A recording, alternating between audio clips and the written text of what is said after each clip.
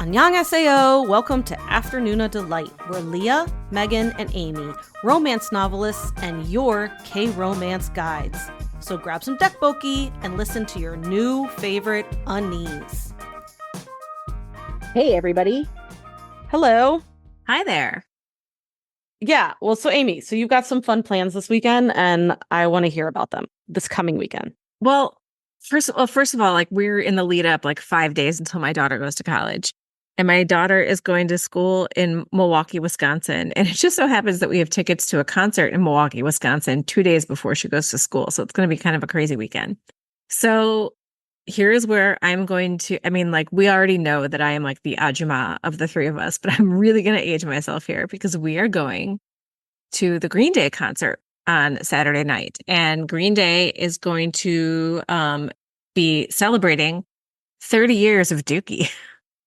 I love it. Like this album, and I love that my kids are going with me and like that they've asked me questions like, well, was that like their only album or do they still make music? And I'm like, oh my God. But anyway, no, I was just right before we got on, I was just talking about how when I was a junior in college and I studied abroad for my entire junior year at the University of Aberdeen in Aberdeen, Scotland, this album, this CD of an album, was in my CD wallet that I brought to Aberdeen to play on my Discman that I had wired into 2 mini speakers so that I could have a little stereo in my teeny tiny bedroom in my flat. And it was great. And I still have the CD in my basement. It's like a very like sort of seminal part of my life. And I'm very excited that I get to share it with my kids, even though I'm going to feel like I'm 100 years old, but that's okay because Green Day is 100 years old too. You know, and they're still rocking. They're still rocking. Billie Joe Armstrong still sounds really good. Like, I've had a mad crush on Billie Joe Armstrong for 30 years. So me too. It's always the short guys for me. It's like Tiny Kings. Guys. Tiny Kings. Is he short? Yeah, oh my God, he's tiny. Yeah, he's really tiny. I remember sitting in my room thinking I was so emo, listening to that album, and the secret song, the All by Myself. Yes. And thinking of you. I was obsessed with that secret song. And I remember thinking I was so cool. Waiting for it. Yeah. According to Google, 5'7". So he's probably 5'5". Yeah, I was like, they're Don't get mad at me, Billie Joe. I love you if you're 5'2". I love you if you're 5'10". Like, but oh God, I do. I really love them. I would love to see them in concert. Yeah, no, I'm super excited. And Smashing Pumpkins too. They're the other. Yeah, Smashing Pumpkins is there with them. So yeah, I'm super excited. But Leah, you said you had a Green Day story as well. I did. Well, first, before I get into my story, how did you dress? I'm just curious because I can remember what I even wore to my Green Day concert. I don't know if you've got that level of recall, but like, how were you dressing at that time? Because I do think it's funny to like kind of see. Oh, I mean, like my aesthetic was Doc Martens. Like that was my aesthetic. Like I was obsessing over Green Day in the UK, which was really, it was really interesting because then I was also getting into like Britpop, like Oasis and stuff like that. But I was very much a grunge girl. Like ripped jeans, flannels, and Doc Martens was my 90s aesthetic. So that came out in 94.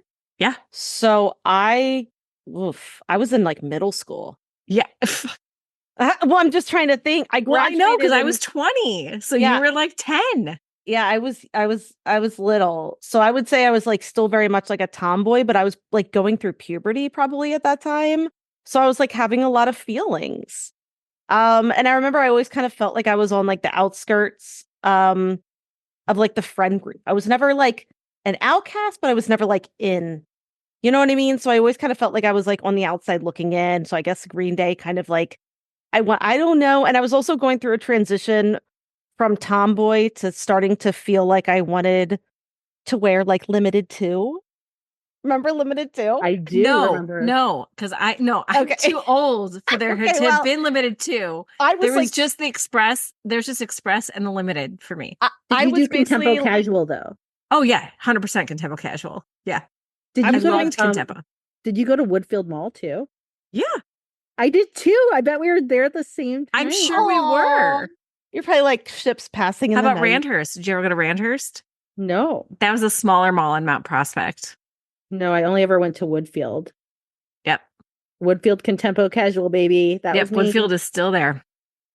Well, Okay. so wait, So for me, oh, go ahead. well, I was gonna say, so where were you like in 94? What would that have been? For me, Well, you graduated in 97, right?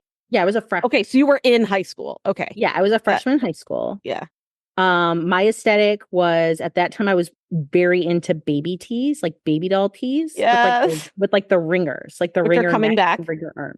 Yeah, that was my aesthetic for this concert because I can remember going to the Green Day Dookie tour and I really wanted to nail it because at this concert MTV was going to be filming, like they were like going to be doing like the concert foot whatever. So I was like, Right.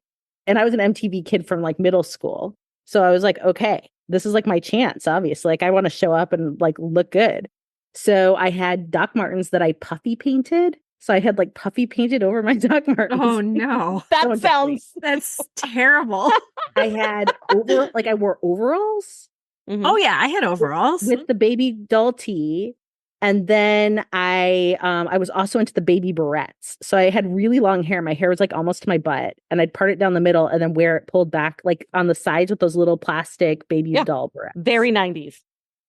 So it was like not quite because I am Zennial essentially. Like I sit right on that cusp. Right. And Mhm. so I really do feel like I embody like the perfect amount of like the millennial to the Gen X. Like it was like the Right. grunge, but cute. Yeah. And see, and I went that route. I went like the cuter, The like Delia's after catalog. college, like after college, so like a couple years later, I was very much into like I would wear like the which is totally like a style that's coming back now, like the short little like spaghetti strap dresses with a t-shirt underneath, and then Doc Martens, so like the cute grunge. I wanted to I remember looking through the Delia's catalog. Like Delia's was like like Leah, do you remember Delia's? I'm too old for I Delia's. love, and actually, Okay, I I loved Delia's it. so much that I sat down with my daughter recently and pulled up like old PDF online copies of the catalog. Yeah. Like, look at the aesthetic that you're trying to like vibe with. No, bow down to me, the OG aesthetic. I was just gonna say, like your daughter who I met, that's what she Yeah. dresses like. She dresses like a Delia's catalog. Yes, she does. Like she truly does. My one of my homecoming dress, my sophomore year homecoming dress came from Delia's.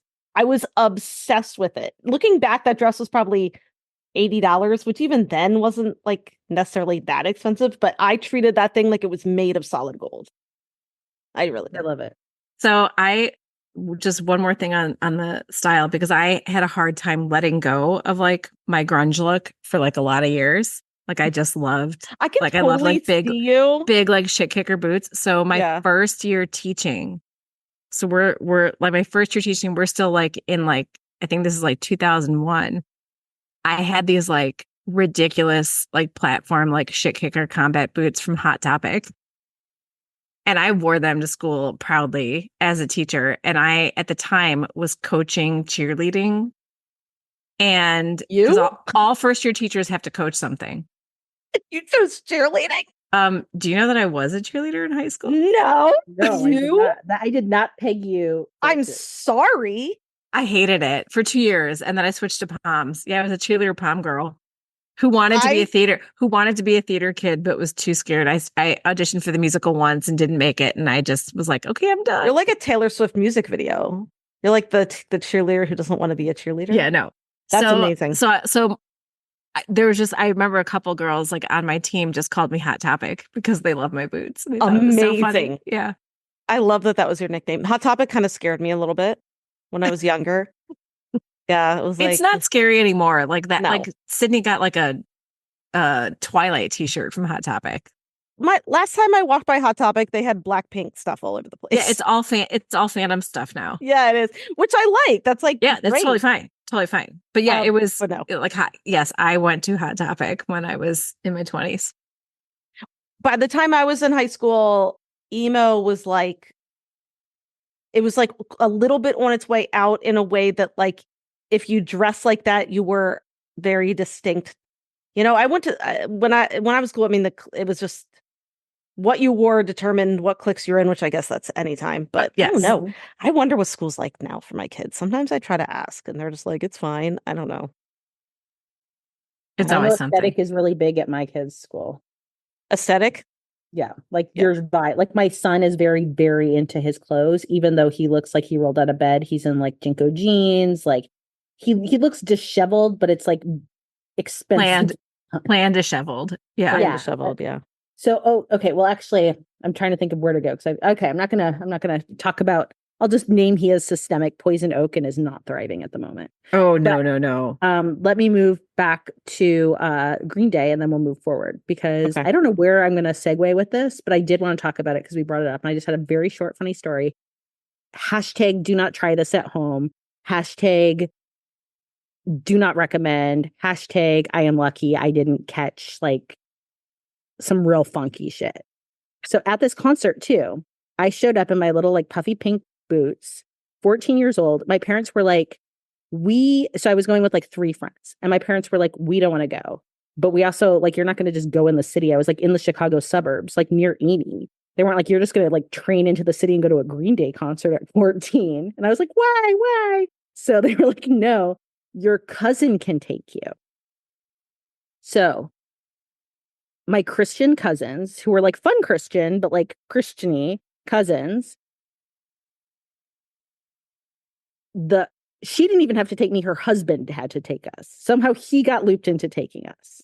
So he thought we were going on like a young life expedition. Oh no. What? And what he didn't understand was in my heart, I was like, I am here to fucking party Right. tonight. So we all split up. Nobody I think he thought we were gonna show up and like all be like vibing together. I showed up and I don't even want to. I'm just gonna name it because I've already talked about feet licking. I did not lick feet, but I did something worse in my opinion. I snuck into the bar area that was over 21 and I couldn't order because I didn't have an ID. But what I could do is go around and drink out of all the mostly drunk glasses. Stop it. No. Leah. So I certainly. This is why your parents said you're not allowed to. No, and I was like, you still let me. You were not to be trusted and they knew it. Yeah. So I just was like, thank you. Another one. Thank you. Another one like that meme with half empty, who knows what backwash of humanity in downtown Chicago. I'm dry heaving just imagining. No, this is who, like, look, none of you are going to make out with me. I'm sure it's all rinsed out of, but that's why when the COVID vaccine, like when the COVID stuff started, people were like, I don't know what's in that vaccine. I'm like, I have no moral high ground to discuss it. Inject me with whatever you want because. Do you know what I drank in you've college? Already ingested it all. Yeah. At 14 years old, I opened myself to a Pandora's box of microcosms. In I'll tell, and then we'll move on to actual K-drama stuff. Stick with us, but my husband lived in a house for his sophomore year, I think, and the one with no heat. Oh no, junior year. This one had heat, so the senior year was the one that didn't have heat, but this one had heat, and they had a set of stairs, and I'm talking like a normal length of stairs from the first floor to the second floor, okay, which is, I don't know, what is that, 10, 12 steps. And they, using duct tape, they made a beer bong that you poured the beer at the top of the stairs and it flowed the whole way down to the bottom. Where your mouth. Into your mouth. So first of all, I need to explain to you. It's like a stairs length funnel. If you have not lived till you have experienced the force of what a beer feels like. Like the stairs, because let me tell you, it blows you back. It's like an ocean wave. Like you just get blasted in the face. My roommate was actually the only one who could do it. My female roommate, all the guys couldn't do it. My female roommate could do it like a champ. She was amazing. But I just think everyone tried it. Did we sanitize? Did anyone wash that hose? Never. In any beer bong that you've ever done in your life, did you ever say, did you clean it from the last person? Yeah, but also this was like permanently on their stairs. It would have been like touched. It was right by the door. Was it just like going down the railing and it just hung there? Just going down. It just hung there permanently. It was always there. Oh my God. And I just think about college is wild. College is a wild type. I mean, sometimes I think if you live through college, then you've survived. Especially if you lived through college in the 90s. I just got to say, if you lived through college in the 90s where there was no cell phone. Right. And when you are drunk and crying in a Burger King, you just got to hope your friends pop by and get you home. Yeah. Hope that no one's recording it. But at the time, no one could. It was, on what? That was on what? Great time. It's a camcorder. Who's bringing out a camcorder in the sheets at 2 a.m.? No one. We were fine. Ordering our cheese dogs or whatever. Anyway, all right, let's get started talking. So, you know what? This is as random as it gets. And this is Afternoona Uncensored. So you never know what you're going to get with us. Yeah. But I do have a K-drama related thing that I just like, because basically like, this is where we're going to ask each other questions, where we're going to let the patrons ask us questions. But I have a question for you because it's a dilemma that I'm having right now, K-drama wise. Okay. So I am watching Again My Life with Lee Joon-gi. And it's a Vicky drama from 2022, if you aren't familiar with it, where it didn't get as much publicity as Marry My Husband, which is basically the same type of story where main character gets killed in the first episode and then gets sent back in time 10 years to get their revenge. And I loved the first episode. And I liked the second episode as well. And I love Lee Joon-gi in this role. Like just the personality that this character has. He is amazing. It's like I've never seen him before. He's funny.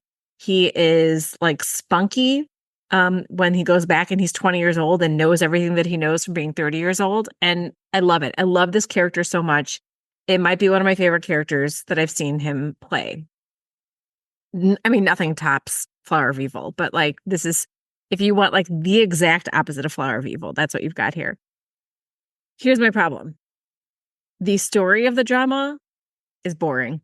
I know, like you said that so he's trying to bring down a bad politician. He's trying to bring down a bad politician.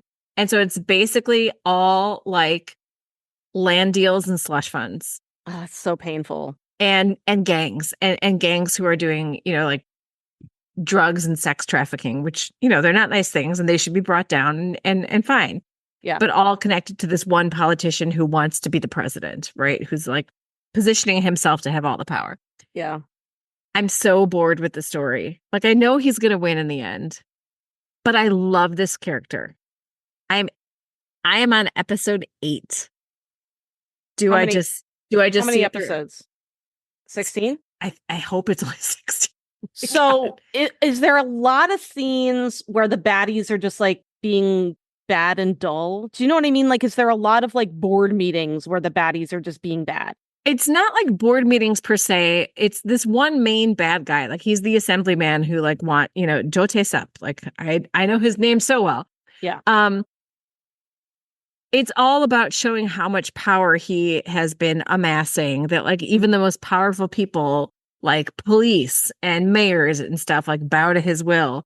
And so like how deep like Lee Joon-gi's character has to get to like he's basically going to be working for the guy is basically what's happening right now. Like like Jo Tae-sup has Lee Joon-gi killed in the first episode because Lee Joon-gi like arrests him. And so this is not this is not a spoiler. There's also 3 different female leads that could be a potential love interest. And it's even like I'm watching it and I'm like, what the hell? I'm like, is there going to be a romance? Right. And there is this side character, like this like younger guy who Hiwoo is Lee Joon-gi's character. This younger guy who Hiwoo takes under his wing to like work for him. And this younger guy is like, he's like, I didn't know that you were like, basically like such a ladies' man. Like, what's going on? Like, you've got this woman here and this woman here and this woman here. Which one's your girlfriend? So it's at least addressed, but like so far in 8 episodes, there's been no hint of romance with any of them. But That's there a could be long with, time to not let you know who the female lead is, if there even is one. I don't know if there is one. See, if this were me, and then there's kind of a fourth one. There's kind of a fourth one who is, I'm just going to spoil something because like whatever, it's not a huge deal. But the person who sends him back in time she's a woman dressed all in red. She seems like she's like a Grim Reaper or something like that. But then he meets her 10 years back and she was like a living human. So yeah. Interesting. Okay. Well, this was my thought, is that if this was me, I would probably just fast forward through the parts that are boring me. Yeah, there's 16 episodes. I just double checked. But then there has to be enough between that fast forwarding to keep you, which I would say normally would be like, I don't know what's going to happen if I fast forward because I don't know what I'm going to want. Like 8 episodes is a long time. I know. This is the thing. It's like to invest and then to stick with it. Yes, that's what I'm saying. It's almost like you watch 8 episodes, but then another 8 when you're not invested. Honestly, I would put this to the listeners. Listeners, let us know. Well, when I talked about it in our live on Sunday, and Kara had watched it. Okay. And she said the only reason she stuck with it was because of Lee Joon-gi. Yeah. So I have a confession to make. Yeah. I was watching Dr. Slump, and I liked Dr. Slump. Mm-hmm. But I think I stopped watching it like 2 episodes from the end because I just stopped like super caring.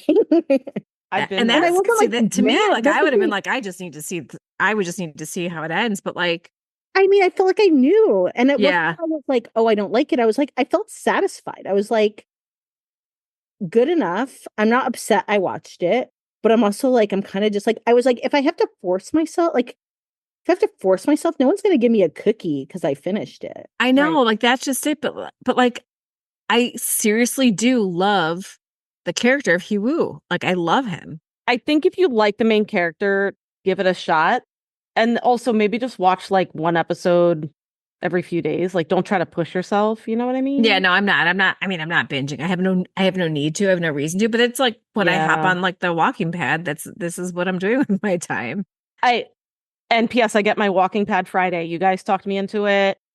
I'm getting it Friday. You have no idea how excited I am. I mean, like it really is, because I just like, I open it because it's facing my dresser, and I just open up my laptop on my dresser and like start a K-drama and just go. Yeah. What I think too, so football is going to start soon. You guys know I am a football fan. So I'm kind of excited to like get on it while I'm watching like a football game, like just like hang out in the living room with like my family, and I'm just on my little walking pad while we're watching. But anyway, I would probably keep trying, only because that's like, I don't know, if I was like hate watching it, that would be a different thing. No, but and it's not like it's not hate watching. Like when Lee Joon-gi is on the screen, I'm happy, but I just do not care about the story. I mean, he is worth it. He is fantastic. I get it. Like, I get where you're coming from. But yeah, I'm curious, listeners, what do you do? What do you do with a drama where the drama isn't grabbing you, but the main character is? I know. I will say, I haven't had this experience. That's why I'm like, I don't know what to do. So this happened to me with Joseon Attorney. With Woo Do-won. With Woo Do-won. He was the reason I kept watching. Like, he carried the entire drama on his back. So he was the reason I kept watching it, and I'm glad I did. Like, I am glad I stuck with it.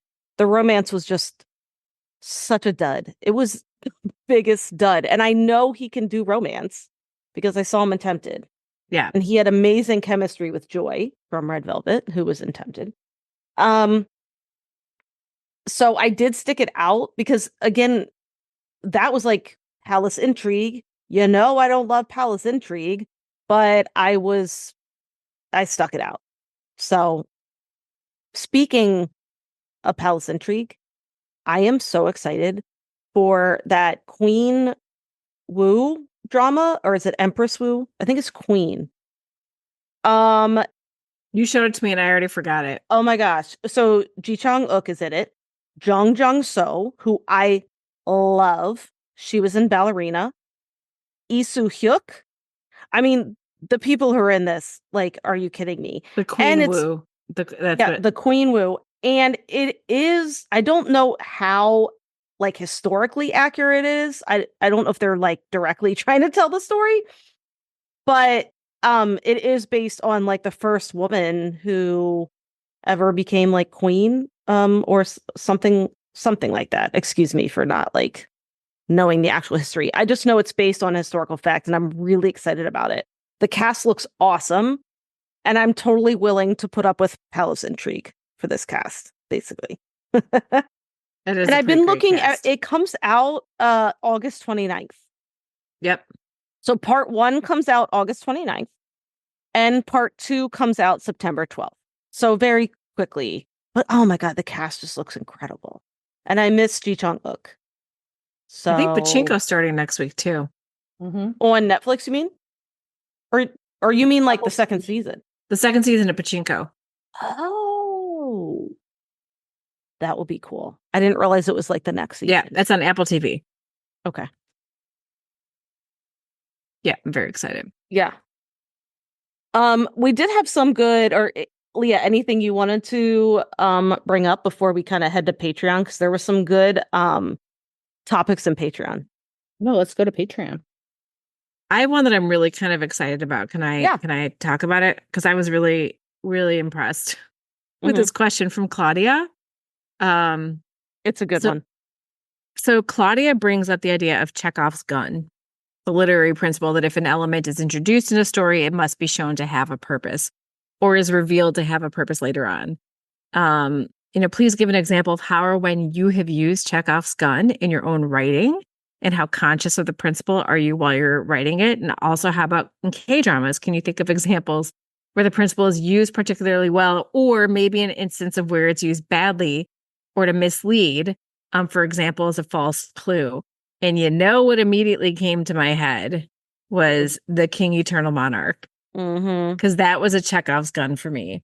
Yeah. And I've talked about it a million times, so I'll bring it up because I think this is a really good example of it. And we have discussed this also might be a problem with the translation, that like maybe something came off in the translation for English that wasn't exactly what was being said in the drama. But what the subtitles said for me in my very favorite episode, which is episode 11, where the king, Egon, comes in on his white horse and is slashing at baddies with his sword to save Teol. He tells all of his men who are galloping behind him, save her at all costs. She's the future queen of Korea with a C. And spoiling the end of The King Eternal Monarch, if you haven't watched yet, close your ears. She never becomes the queen of Korea with a C. Yeah. And that has like gotten my goat for 3 years. And so that I think is a good example of a Chekov's gun where something is introduced and then doesn't have any follow through. Like basically it's like if you bring out a gun in a story, that gun better go off at some point. And this Chekhov's gun never went off. Yeah. Go ahead. Well, I was going to say, I did answer when she posted that Game of Thrones, like the last season, like the entire thing was just a Chekhov's gun fail. There were so many things that were mentioned in like the first few seasons that they just did not answer in the last season, which was so frustrating. Or they blew it. I don't know. Yeah, that's just blew it. Hello, the princess who was promised. I can't even talk about. I know. Game of Thrones. I know. Season 8. My God. Anyway, one I was thinking is like it's not like a thing, but what came to mind for me was Goblin, and I don't want to get it. I mean, look, I guess I'm going to get into light spoilers. If you want no Goblin spoilers, it's just like I feel like this is a pretty conventionally talked about drama, and the relationship between Reaper and Goblin, I think, is kind of Chekhov's gun because like they kind of plant at some points, like they've got like this like instant dislike to each other, even though they're like, but then like this instant love for each other, like that, like kind of like comes like. So I think like to me that romance is a little bit of a Chekhov's gun because it's like complicated in the present timeline, and there's even like some part I forget exactly what it was, but like where one of them even says something like, it doesn't matter if I ever even knew you in a past life, I still wouldn't have liked you, or something like that. Like, that's something that's like said. So to me, that's like a Chekhov's gun, Oh, because for sure. Yeah. spoilers, they have history. Yeah. They just a don't little bit. know. They just don't know that they have that history. Right. And So like that, yeah. So I think the relationships can be a Chekhov's gun too. It yeah, doesn't just absolutely. It's any element. It could even be like a person's like characteristic. It doesn't have to be like an actual thing. Like an actual gun or anything like that. And with her question, like have I ever used it in my writing? I don't think I ever think about the term Chekhov's gun, but I absolutely use it. And I guess I've never thought about it in the name of the literary device. But like, I mean, come on. So I wrote a secret baby book a few years ago called Second Chance Cowboy, one of my cowboy books. And the book starts 10 years in the past, where the hero and the heroine are high school sweethearts, and they go to a party, and he goes like it's outside, there's like a bonfire, and he goes out to the bonfire first while she runs into the bathroom and throws up, and we find out that she's pregnant. But never, like, she never had a drink. We know that she's pregnant, or assume that she's pregnant. And then the story jumps after that chapter, it jumps 10 years in the future. If I had that, like, had the heroine who like becomes like the estranged girlfriend and then comes back into his life, if I had her pregnant in the first chapter, or possibly pregnant, and then totally never mentioned it again, and there was no like son that he didn't know existed for 10 years, that would be a really bad Chekhov's gun. But there was a baby, and the baby does play a part, and he does have a son. And that's all part of the story. Yeah, I mean, God, if there's pregnancy or if there's throwing up, you better bring it up Right. later. I would say for mine, I had the book that I wrote called The Guest with Claws. Basically the heroine shows up for a job interview at this hotel. This is like a paranormal-ish book, okay? And they said, okay, you're hired, and actually you start work now. And she's like, what about all my stuff at my apartment? They're like, we're moving it. We're moving it. You're here now. This is where you stay. And she's like, okay. And she mentions, oh, I'm really glad I have the pendant that my mother gave me. That's one thing I can't lose. I don't really care about all my other stuff. I don't have that much money. I can't lose this like pendant my mother gave me. And that's it. That's all I mentioned about it. But then later, she finds out that the pendant is actually like almost like a protective ward. And it's the only thing keeping her identity of who she really is, or I guess what she really is, a secret. Because once the necklace gets lost, which it gets lost later, it's, a sexy paranormal. So she like essentially goes into heat, and she needs like the big sexy monster to like help her. I know this. This is what I love in this world. I love. Yeah. So, but I mean, the whole thing is like she mentions this necklace. That's my Chekhov's gun, and then the necklace essentially goes off a few chapters later, and it's very important. Then the necklace plays a big part too. She has to kind of like keep it on. It can't be. She strategically uses it later, but yeah, that's my Chekhov's gun. That's a good one. I'm trying to think of a K-drama example. Oh, actually, I have a good K-drama example. If that's okay, Leah. Go for it. Okay. This is interesting. So in Bloodhounds, basically it's Woo Do-won, Lee Sung-yi, who are like boxers. They don't have a lot of money, a former military. And Woo Do-won comes home to his mother's restaurant and finds there's like essentially thugs beating her up because she's in debt. And they show at one point the like head thug, I'm gonna call, he's just like the big baddie. And they show him, and he's got this massive scar on the side of his face, like in a line. And it's extremely noticeable. And you're thinking, how'd he get that scar? Like, how's this gonna play into it? And then later, when Woo Do-won is trying to defend his mother, he beats up all the bad guys, but then Big Baddie comes and gets Woo Do-won beaten badly, gets him on the ground, takes a knife out, cuts the entire side of his face. And and then they later show you how the big baddie got, but that's like, it's like this like symbol of I own you if I'm gonna like cut your face, because that's happened to the big baddie, and now he's gonna pass it on and he's gonna do it to the young Udawan. And it was a really good, the flash of that scar earlier in the drama is good, because as soon as he takes out that knife and holds it up to Udawan, you know exactly what's gonna happen. Your mind goes back to that scar and you're like, oh shit, he's gonna cut his face. Oh shit. And this happens early in the drama, so just it's not a big spoiler that he cuts. Actually, I think that's in all the trailers too. But anyway, I thought that was a really, really good one. And I think we're trained as readers, viewers, anytime the camera will like land on something that's like, we all know. You all know when it's a Chekov's gun. You might not you might not be able to point it out in the time it happens, but looking back, you all know. And you're like, why did they show that? My kids get mad at me because I notice stuff like that, and it will use it to predict like the end of a movie. Right. And they're like, Mom, why would you even say that? Because now that's all I'm thinking about. And you're right. Like, yeah. Because you're like, well, basically, when is that gun going to go off? That's what you're thinking the whole time. Yep. When is that gun going to go off? So, Leah, did you have one from one of your books? No, I can't think. I mean, I feel like you've covered it. I can't think of anyone good. I want to do another question. Okay. There's a lot of good ones. That's fine. So my problem is that for some reason my Patreon's not opening up right, and so I'm just going to be surprised with whatever, like throwing questions. And you want us to throw them in? Okay. Well, I'm going to be raw dogging it because I can't see any right now. My phone's not. I think I've broken my phone in the last like 2 weeks being obsessed.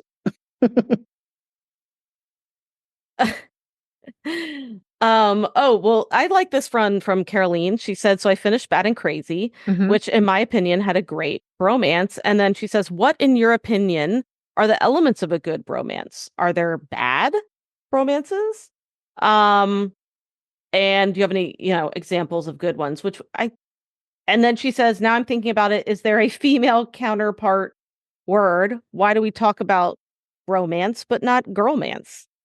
Because it's a male friendship, right? And like we don't usually see like really close male friendships like this.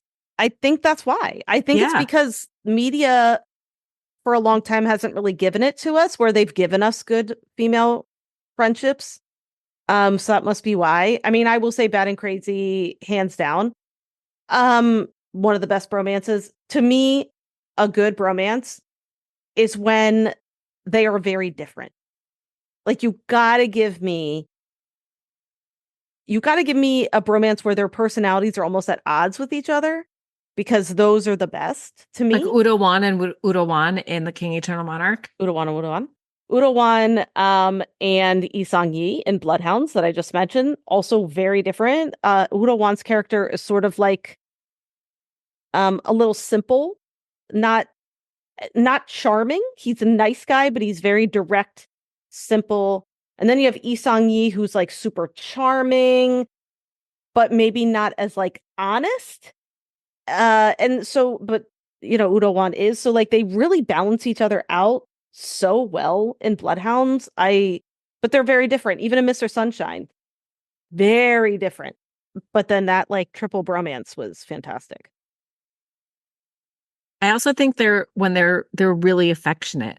Like they get really, in bromances, like, you talk about like the Udawan, or like, Bad and Crazy, like they're especially like in, Kay in Bad and Crazy, like he's very touchy-feely, and, they're not both like that, but like, he's snuggly, and I feel like that's a big part of it too. And we see that with women all the time. And I think that's why there's not a word for it, because like women are affectionate.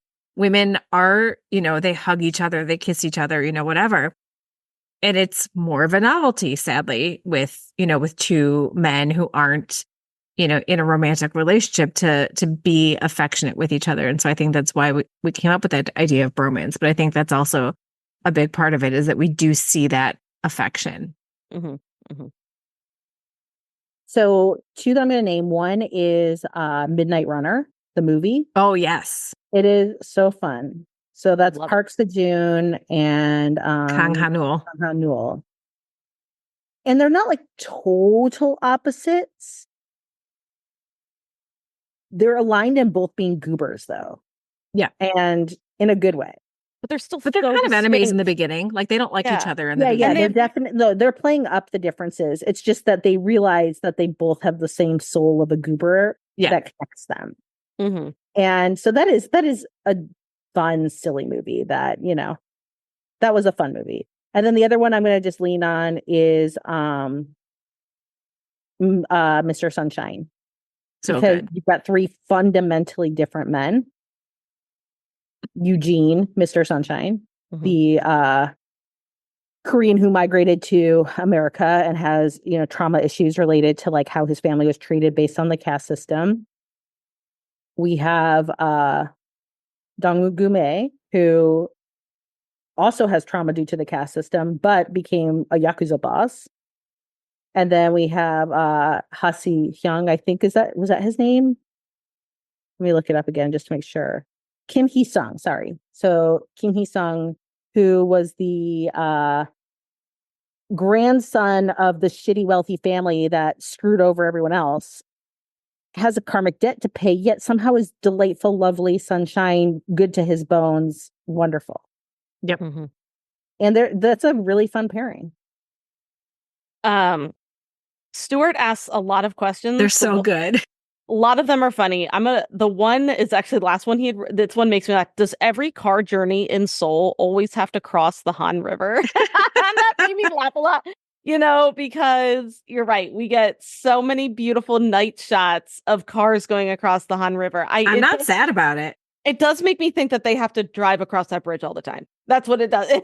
I don't know. I've never driven in Seoul, but that's what they make you believe for sure. So number 8 is what made me crack up too, because he said, "Do you think every K-drama produced uses the same courtroom set?" And I was like, yes, I do. I think they do. I think about like the courtroom from Lawless Lawyer, like when Ano Ju walks in. I've seen a million of them. The only different one I saw was in Military Prosecutor Doberman, and I think that's because it was military court. I feel like that's the only reason that one looked different. All the others look the same. That's why the courtroom dramas all run together in my head. And I know. Also, they are definitely using one hospital room, and it's the same one with the sliding door. And the house that has those really tall white trees and a path. I think it was in What's Wrong with Secretary Kim, but I've seen it in a million ones. So, I mean, we got to this like a while ago when we realized that the abandoned amusement park was in like so many dramas. It was in like Sound of Magic and Cafe Minimdong. Like, if you've got a set that works, then I guess use it. Also, like, think about it. Korea's the size of Indiana. I mean, if you just produced every single, you're eventually going to see the same stuff. You're going to see there's only so much land. Like, where else are you going to go? So, like, it's fine. It makes sense. But there is something charming about seeing the same locations to me. The familiarity makes you feel like it makes you feel like you know something. You know what I mean? Yeah, it makes me feel like I'm a part of the industry. Okay, so here's a question that he had, and I didn't even realize I thought this until he asked it. Mm-hmm. Why does every single form look the same? Like a paper form that they have in a drama? Oh, yeah. CVs, exam results, rental applications, etc. I swear they all have the same form layout. And it's boxes, like filled in boxes. That's what I picture. I feel like they just hire the same dude. He's like the form dude, okay, for every drama. And they're just like, oh, you gotta hire this guy. He's like the form guy. And so every drama is just like, get the form guy. And you know what, folks? Like, I realize they probably are different, but because I don't read Hangul, like everything is going to look similar to me. But I just thought that was funny because I had the same thought. This is a pet peeve of mine. He mentions it. Buying fancy drinks in a cafe and then leaving without touching them drives me insane. Giant coffee beverages that are like have to be $15 each. And that drives me crazy too. And I also hope that when they get up a member of the crew's like, I'll drink it. Like Leah did when she was at the Green Day Right. concert. Leah was just not being wasteful. She was recycling. That But was yeah, my these segue. drinks I have zero. actually These am drinks a have zero backwash. So Yeah. okay, when something bad happens to someone, or they get a runny nose, and end up in hospital in bed wearing not a hospital gown but pajamas, how difficult would it be to get a full-grown adult into pajamas while they were unconscious? Yeah. I think that a lot. That happens in My Sweet Mobster. He's like all of a sudden he's like He was in a Almost- full suit. he almost died, but now he's in. But now he's in PJs. Did they cut off his suit? Like, you Yeah, know, where is that suit now? we have questions. Yeah, someone said, given the universal mandatory military service requirement, I'm surprised that there are not more references to a male character's prior or future fictional military service in K-dramas. This is Jennifer, by the way. Oh, Jennifer, thank you. Yeah. I will say this. I feel like it one more time. What? They don't show them. They don't show the military, right? Isn't that the one Well, you were no, reading? she's saying she's surprised that there are not more references to Yeah. a male character's prior or future military service, given that many of them are in their 20s and 30s. So, And just she's saying, like, is it because they don't? It doesn't feed the plot. Like, and this actually came up in Again My Life, because he goes back to his 20-year-old self, and he gets drafted, and his parents are all sad because he's leaving, and so an episode, it's like the middle of the episode, and he's leaving, or maybe it's the end, and the next one starts. Regardless, he says goodbye to his parents, leaves to go to the military. Bam, the drama jumps ahead 7 years. That's so funny. Yeah. I mean, I will say I have seen, I do think probably more of them should mention it. I agree. I will say though, I do remember several dramas where they mention like they'll have male characters talking and they'll say, have you done your service yet? Or they'll say, I'm like, not a robot. Yeah. I'm not a robot. It's I'm actually not a part of the robot. plot. That was a huge part of the It's a plot. Chekov's gun. I would say like the young high schoolers, it's not mentioned a lot in the high school dramas, but I do feel like in the dramas where the characters are in their late 20s or early 30s, I do see references, again, very passing references. I would say as writers, yeah. I mean, if you're going to cut something for time and it's not related to the It plot, doesn't further the plot. Yeah. it's going to be probably some mention of their military service because I mean, Because you just know that everybody does it. Yeah. I feel So, like, I mean, I feel like because it's so ubiquitous, like everybody does it or will do it, that it almost becomes unnecessary to put into Right. the story because it's part of everybody's story. yeah. I mean, like I said, I see it mentioned in passing sometimes. I do. But if it's not, as a writer, I mean, that is something I wouldn't mention because it doesn't, if it's not going to help the plot. Yeah. Agreed. I don't have anything else to add. So here's something that Gavin asks.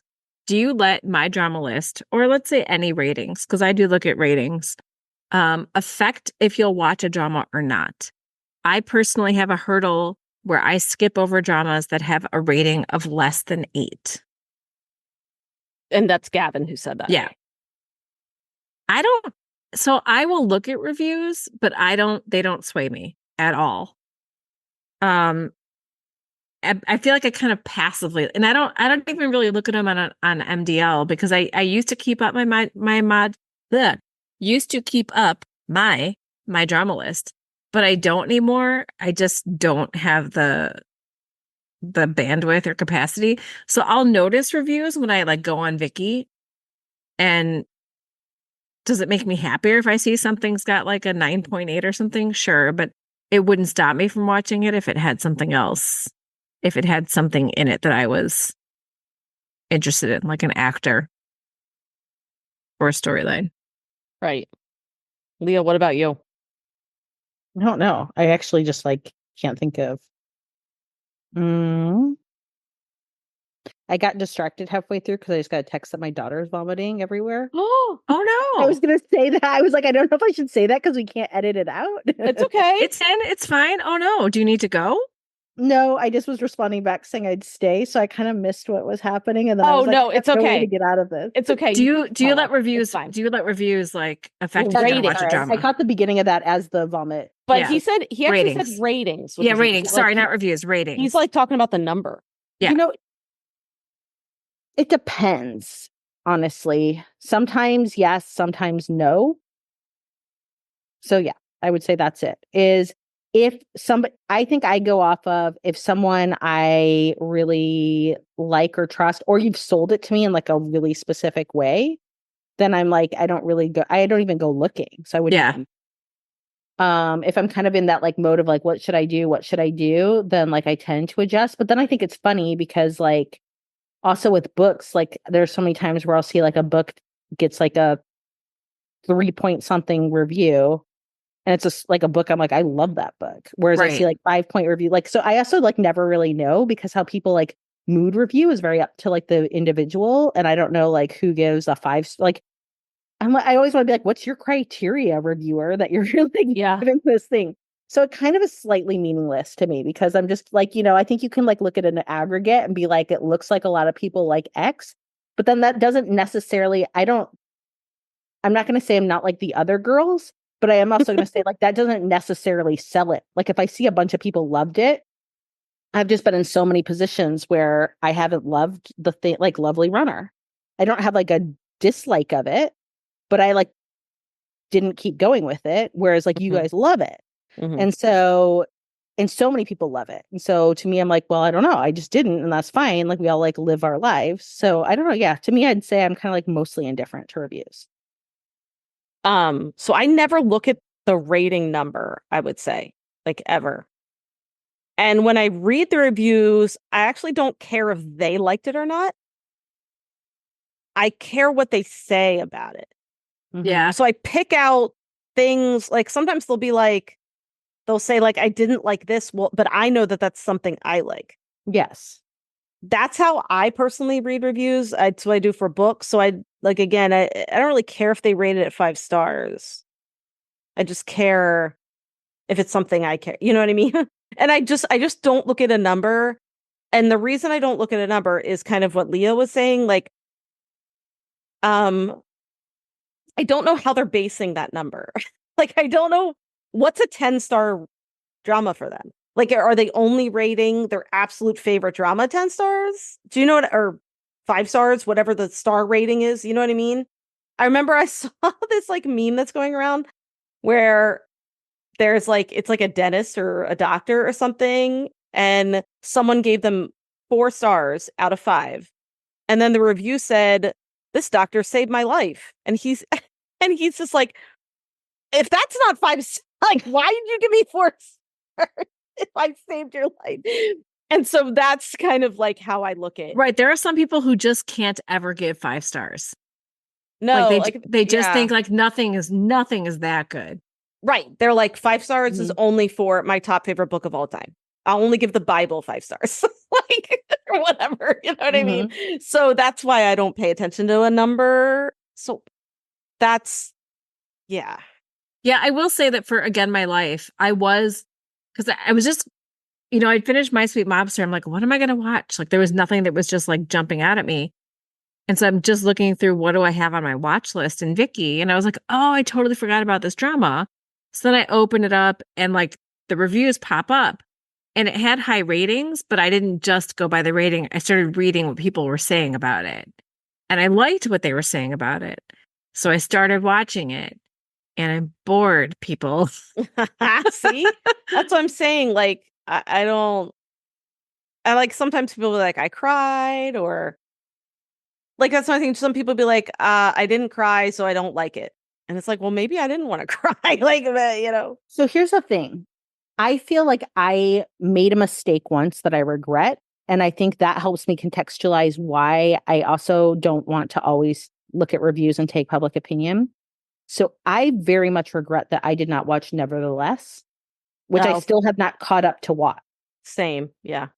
And my hypothesis is that I'm going to like Nevertheless. And the reason I'm going to have that hypothesis is because I watch people drag the shit out of Duna. Yeah. Which is like, was my favorite drama of last year.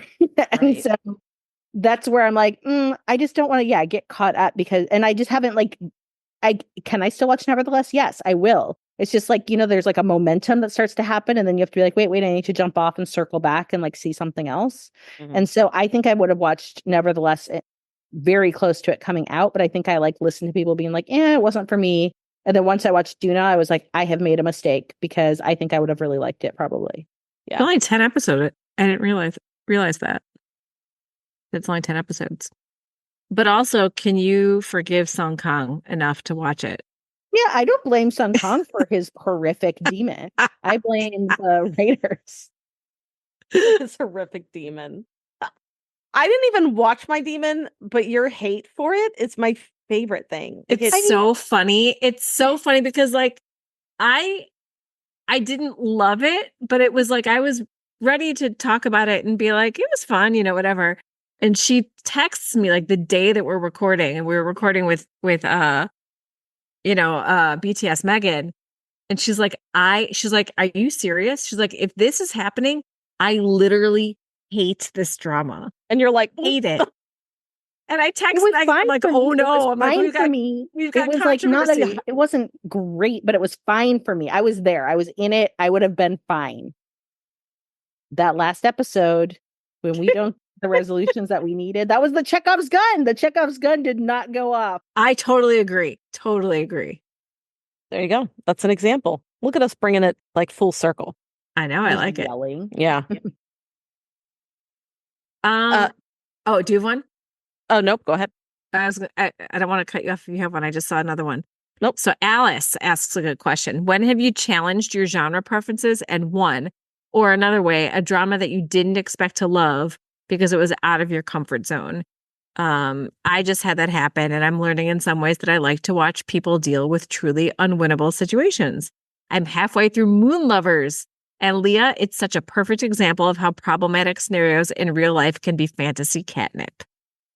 Oh, wait, I thought you were just answering that thing you were watching. No, that was Alice. Sorry, that was Alice. Jizz in my pants. The day you watch Moon Lovers is the day that I have a no contact orgasm. It might be worth it just for that. I'm trying to like what? So I do have a question though. What does she mean? You challenge your genre, your preference. Like what have you watched outside of your comfort zone? But what does she mean by N1? Like meaning like No, I think like you liked it. She put it, or another way, a drama that you didn't expect to love because it was out of your comfort zone. But then you did. I'm taking it as, but then you did. I'm not saying like I'm not taking it as challenge your genre preference and won, meaning like, haha, see, I only like fantasy. Because that's what I was going to say. I was like, yeah, my mister, I challenged it and I was correct that I didn't like That's okay. Well, yeah, and you could say you didn't win. Yeah. Did you win or I won there. Or really, we all lost because we all cried and everyone died. I'm just kidding. I mean, I will say Mr. Sunshine because Mr. Sunshine took me a long time to watch because I was really afraid that I wasn't going to like it because it was historical. Yeah. And I loved it. But that doesn't mean that I'm going to love every historical. Like, I feel like it's not, I mean, like, when we say genre preferences, I mean, it's hard because I do obviously lean towards contemporary, but like everybody who knows how much I love Rowoon and is on my back for me to watch The King's Affection. And I do want to watch it. I think my holdup is that I will be so sad if I don't like a Rowoon drama. Maybe my memory is bad, but I'm almost positive that I said in the Alchemy of Souls podcast that I thought I was just going to like it. Okay. Yeah. I think you didn't think you were going to like it. I didn't think I was going to like it. I'm pretty sure my expectations were kind of low. And my main reason is because those types of fantasy things, I really have to take sparingly. Usually when I like them, I really like them. And I don't know. I just didn't think I was gonna love Alchemy of Souls just based on like the whole I don't know. And I ended up I mean, gosh, it's in like my top five. I'm obsessed with Alchemy of Souls. I love it. It was fantastic. I think and we'll see. You know what I think? You know what I think? I think I know that I get so invested in fantasy dramas that I'm just like, oh, I'm not ready. Because every fantasy drama that I really do get into, like Love Between Fairy and Devil, I'm obsessed with. I think I just get really emotionally invested in those because I know they're usually really high stakes. But I would say that was one of the biggest ones that I just was not stoked about. And then, yeah. Offices. I don't like Office. I don't like Office anything. Right. Office is not for me. And now it's your favorite. Okay, Saying it's now my my second favorite drama of all time. There we go. And like even Western, like The Office. And The Office itself. So funny. I just had such an idea of like, I was like, The Office. It's like, I think I've talked about it before. I'm like fluorescent lights and photocopiers and capitalism. Like, boo, who likes Office? And I can remember like, we have a friend, Jen, and Jen would always be like, I love office romances. And in my mind, I was like, I mean, I support you, but like, I can't think of anything I would like less. Not you. True at all. Can you imagine not having Dwight Schrute in your life? No, I can't. Yeah, you love him. I don't know. Is there something wait, did you already say one, Amy? I don't. So Mr. Sunshine was the one like where I challenged, like, not being a historical watcher. Yeah. But I also think that Mr. Sunshine is something unlike anything else. Yeah. That I don't know if I could watch. I don't know if I could love Mr. Sunshine and say, oh, I think I like historicals now, because I didn't like Mr. Queen. Yeah. And I think that's all. I will say Pachinko. I like Pachinko, but it's not like Joseon though, right? No, Pachinko is 20th century. Right. So yeah. I will say I didn't think I would like My Dearest as much. That's historical. And like Seguk, and season 1 is some of the best K-drama ever. And I'm gonna try the Queen Wu. I'm gonna it better not let me down. I'm gonna be so sad. Gyeongsang Creature is also historical. I love, but then again, that was the same. That was like 19. But that's monsters too. So you've also got the high stakes there. Yeah. Oh. Give me high stakes, and I'll pretty much take anything. I mean, monsters, and that's why what I should have watched the zombie historical. God, what was that called? You know what I'm talking about? Kingdom? Is it Kingdom? Kingdom. Yeah, I should watch that. Yeah, didn't you watch that with Nick? No, I watched like 3 episodes. Oh, okay. So I will say, stepping outside my comfort zone a little bit, I was not going to watch A Shop for Killers. Oh, why did you decide to watch it? Because you told me it was fine. You're like, it's really not violent, Amy. It's all like happens off screen. Okay, and I made a mistake. I made a mistake. I was already invested though, so the second half I just had to deal with. Yeah, I know. I'm sorry, but I'm glad that I really did like it. Like I even when it started getting way more violent, I was like, but I really liked it, and I think same thing with like I do like zombie stuff, but I don't know if I would have watched All of Us Are Dead if I didn't have my son to watch it with me. You know what I mean? Because it's heavy emotionally and also like intense, like as far as like the suspense and what's going to happen kind of thing. And so I needed a partner for that. And so that kind of stuff, like I talk about that I love zombie stuff, but I don't like zombie stuff on my own normally. Yeah. Like I think Happiness was different. Like you get Park Young-sik in something and it automatically makes it easier to bear. Yeah, there was a lightness to Happiness that I feel like we don't get in a lot of other zombie dramas. There was just something different about it. It just felt more accessible. Maybe. Yeah. All of Us Are Dead was it was great and I loved it. And I'm so glad that I watched it. And if there ever is a season 2, like I'm good to watch it like on my own. If my son wants to join me, like whatever. But that definitely, as far as dramas are concerned, because like I watched, Train to Busan was great. but I can get into it, for like a couple hours and be okay. And again, my son watched that one with me. The Walking Dead, like I had to watch that with him, and I stopped watching it, halfway through. Yeah, I actually cannot believe you were watching that. I'm like, Amy. Well, I stopped before Glenn because I knew it was going to happen. Yeah, I knew it was going to. I will never watch. Yeah, Stephen Yeun in my heart forever and ever. I'm forever scarred. Glenn lives forever with me. Yeah, I'm forever scarred. Yeah, that. I'm scarred by a lot of The Walking Dead. Yeah. He even stopped because it's long and it does get a little tedious and it gets brutal. But anyway, yeah. So I do think that like the violent stuff is for sure stepping outside my comfort zone, and sometimes it pays off. Like Bad and Crazy, I put off for a while because I thought it was going to be violent, and you're like, Amy, I know you're going to like this, and I watched it, and it's like probably my top 10. Like, yeah, loved it so much. I know you. Yeah. Yeah. And with Shot for Killers, you hadn't finished the drama yet, so you didn't know how violent it was going to get. Yeah, I was like on episode 4, I'm like, it's fine. And then all of a sudden episode 5, it's like, that was like with Death's Game, where I was like, you'll be fine. And you were like, all right, maybe I'll start it. And then I got to like episode like 6, and I was like, don't, stop it, Amy. Don't go any farther. But anyway. All right, maybe we should wrap this up, especially because Leah probably has to get to her puke. Yeah, it would be helpful. I do have Yeah, I know. That's why I was like, family first for sure. We've been going for a while anyway. Yes. Sorry if we didn't get to one of your questions and you put something in the Patreon. We appreciate those of you that do give us some things to talk about. We can't always get to all of them, but we do our best to respond back to you in the Patreon as well. But those of you listening, if there's anything that we brought up that you do want to further comment on, that you are welcome to in our socials. We're happy to keep the discussion going. Yep. And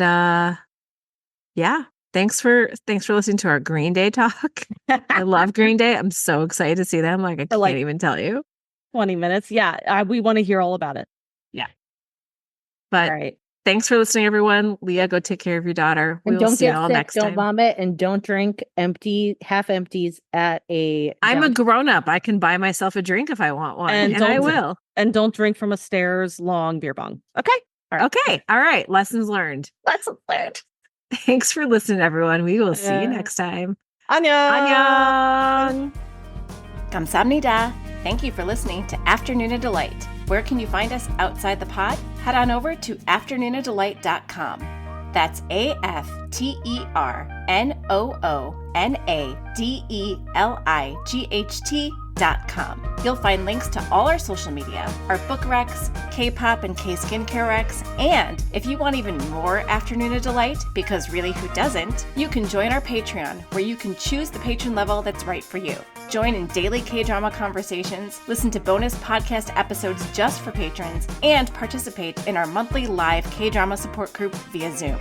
We can't wait for you to be a part of the community. Until next time, annyeong!